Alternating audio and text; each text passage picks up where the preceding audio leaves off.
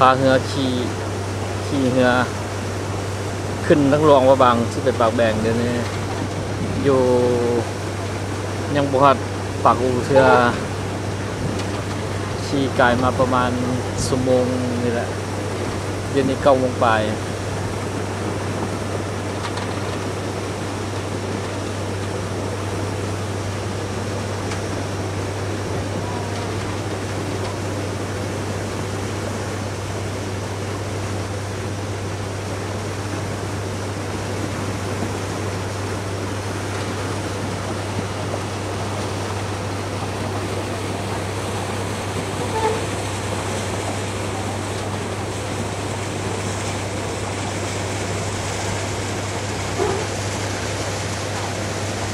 เวลานี้น้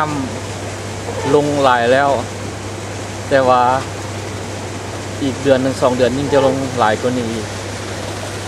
ตามไอ้ควายผู้คำเฮือเราบอกให้ฟัง